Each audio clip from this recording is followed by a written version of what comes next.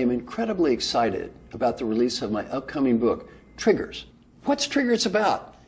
It's about creating behavior that lasts and becoming the person that you want to be. In my book, Triggers, I begin by talking about why we don't become the person we want to be.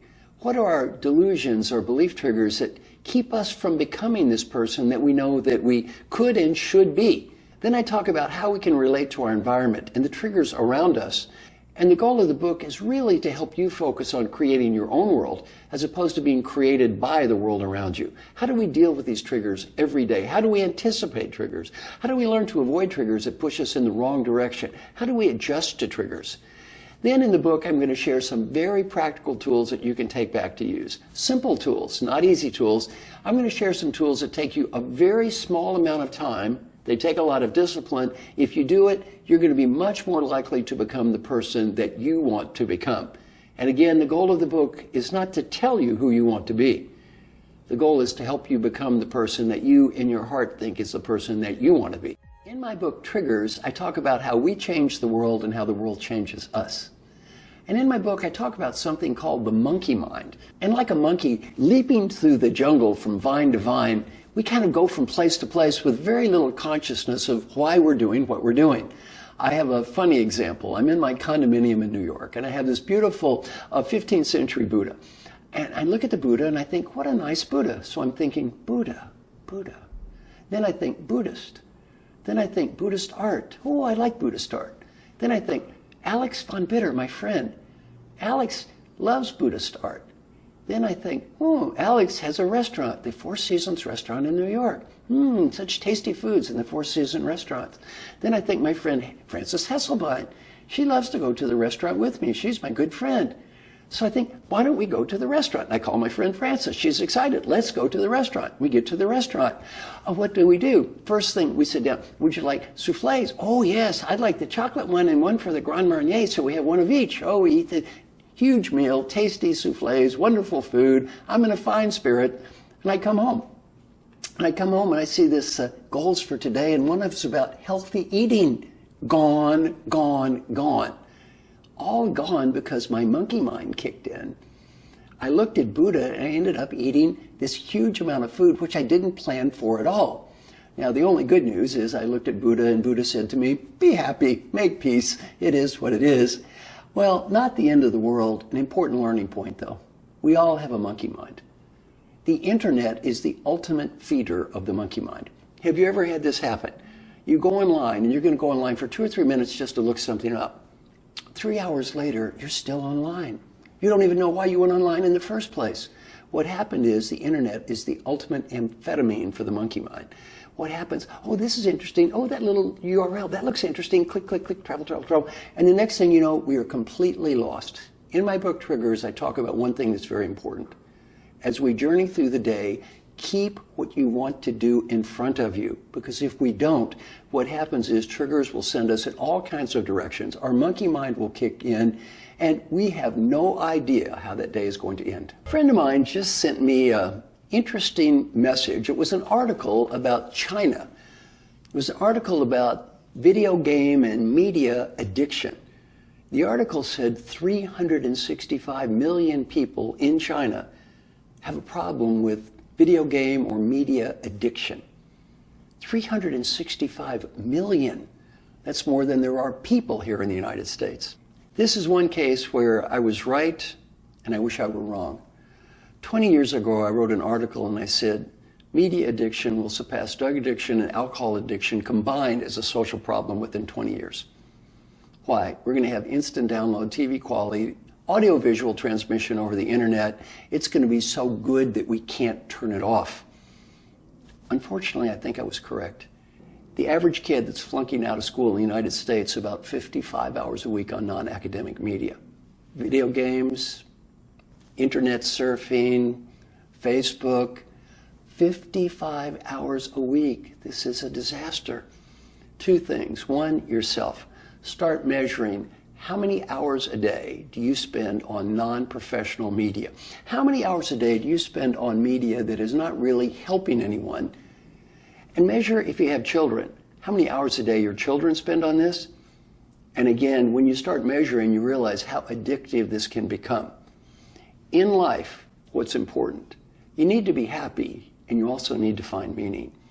The problem with media addiction, especially if it's not related to helping others, is it can lead to something I call amusing yourself to death. You're doing something that's amusing, you're doing something that passes time, you're not making the world a better place.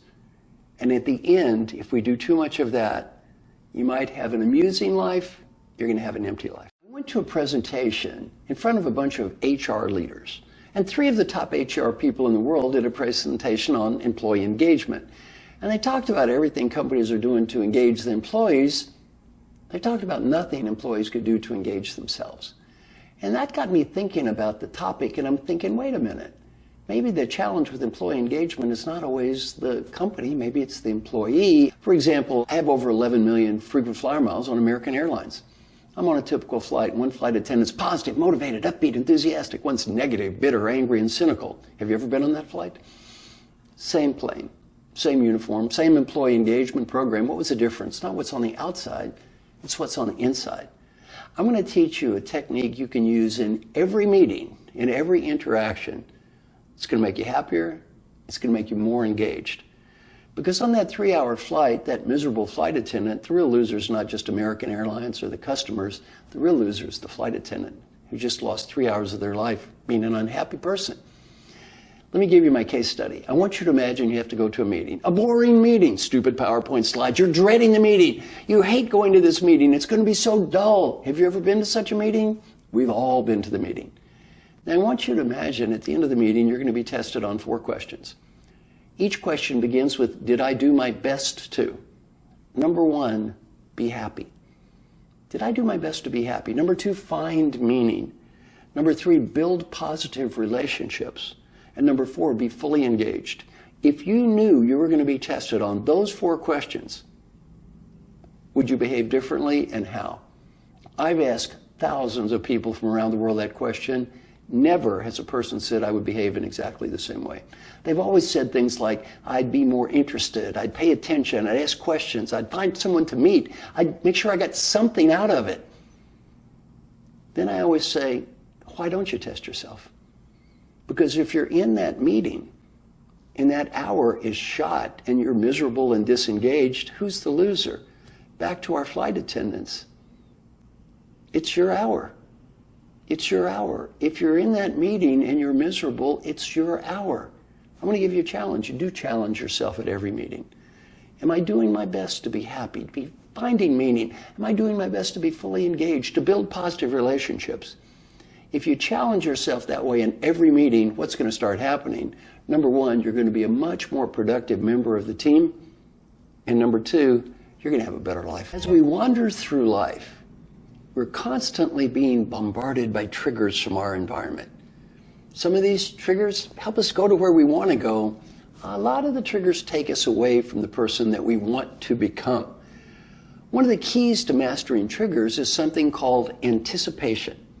Anticipation, what does this mean? Well, first I'm going to talk about how we use this as professionals for big events. For example, you're in an ad agency. You're going to make a pitch, a presentation to a very important client. You will prepare for everything. You will anticipate questions. You'll think about what could go wrong. You're going to be anticipating anything that could happen, any triggers that might come up, you're going to be ready for. You're a politician. You're making a big speech. You're going to anticipate what could happen in the audience, challenges you could get. You're a corporate CEO. You're going to be interviewed on CNBC. You're going to be prepared for any question they might ask. You're going to be ready. We usually anticipate the big things. Where we fall apart is what I'd call the small things, which could actually be more important. For example, you've had a hard day. You're under stress. You're in a bad mood. You go home. High probability someone says or does something that may set you off. You may react in a totally inappropriate way. Why? You haven't anticipated that this trigger could result in this bad behavior. Another example, you're trying to lose weight. Your friend goes, well, let's just go have a beer. Fine. What are the odds you're going to have 1? Maybe you have 2 beers, 3 beers. And then the other thing is the night is shot, the weight is gained. As we go through life, it's very important for us to anticipate What are the triggers that could steer me off course? What could possibly go wrong in that meeting? What possibly could go wrong when I go home? What possibly could go wrong with my friends, my family, with my diet, with my health?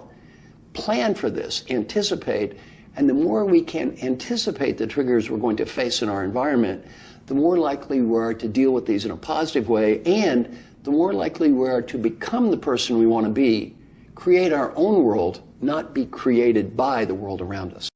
As we journey through life, we are constantly bombarded by triggers from our environment. These triggers may set us off in a positive direction. In many cases, they take us away from becoming the person we want to be. They send us in a negative direction. One of the keys to becoming the person that we want to be is something called adjusting. Learning to adjust our behavior based on the reactions we're getting from our environment.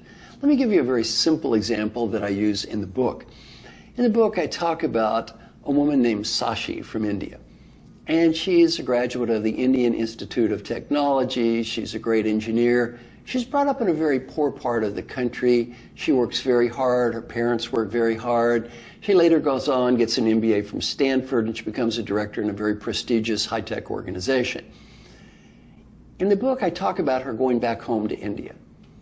And she goes home and she's in the village and talking with people that she was brought up with, and they're having a little reunion, and one of the people says, "What did you do last week?" And she says, "Oh, I had such a great week. I flew to Paris. I met this person who was a CEO, met many of the icons in our industry. I'm now on the high potential leadership track." She goes on and on about what she did. At the end of the evening, she's talking with a friend who was there named Ranjini. And Ranjini was talking to her, and she says, "Boy, that was so much fun. What a nice reunion." And Ranjini said, "Well, it might have been fun for you. I heard several of the people talking on the way out about what a show-off you were and how arrogant and how rude you've become." She said, "Well, what do you mean, rude and arrogant? They just asked me what I did, and I told them." Then Ranjini said, "How do you think it felt to them?" It felt like you were just rubbing their noses in everything that you've done. They haven't been to Paris. They haven't worked with CEOs. It really didn't make them feel good. Well, she was angry for quite a while until she finally reflected and realized her friend was right. Her friend was being a true friend and telling her the truth. What did she learn to do? The next time she was back in the village and someone said, "What did you do last week?" She said, "Well, I worked hard, I traveled some. What did you do last week?" And she really started focusing her energy not on, "Let's talk about me." She focused her energy on, "Let's talk about your life. Let's talk about what you did. Let me show some interest in you and make it more about you." This is what's called adjusting. As we go through life, we're going to get messages from our environment, triggers that shift us one way or the other.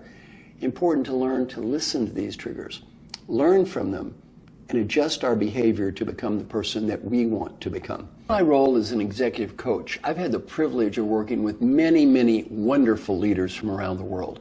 One of the greatest leaders I've ever met is a man named Alan Mulally. Alan retired recently as the CEO of the Ford Motor Company and was listed in Fortune magazine as the #3 greatest leader in the world, behind only the Pope and Angela Merkel. And also, Alan was ranked as once the CEO of the Year in the United States. On top of that, he's just a great guy.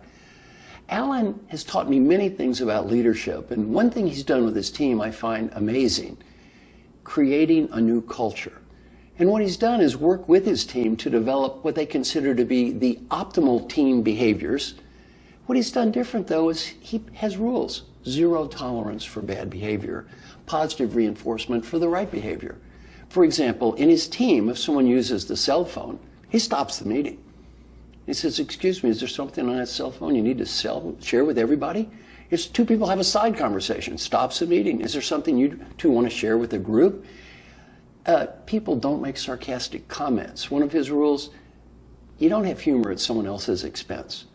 Well, what Alan has done in a phenomenal way is create an incredibly positive environment. And how's he done it? He's worked with his team. They've established clear rules for behavior.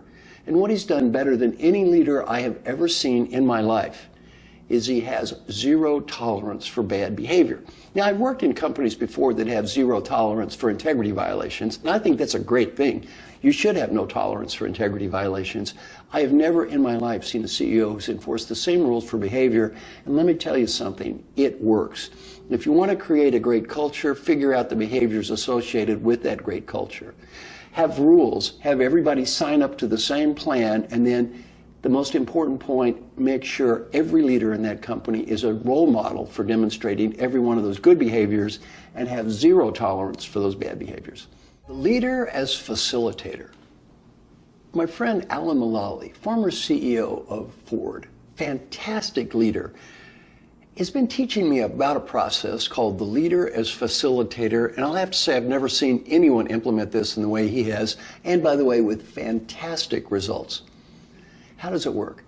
Well, in his team, he has every team member make a presentation on each of their key objectives. Red, which means there's a problem and I don't have a solution. Yellow, which means there's a problem and I have a strategy to deal with it. Or green means I'm on plan. Instinctively, most leaders feel they need to jump in and provide the solution rather than be a facilitator and help people. Alan's approach is what I call as close to egoless as I've ever seen. No ego. What does he do? When someone presents a problem, rather than him leaping in and giving the answer, Alan's tendency is to say, we have a lot of resources in this corporation. Who in the room can help this person?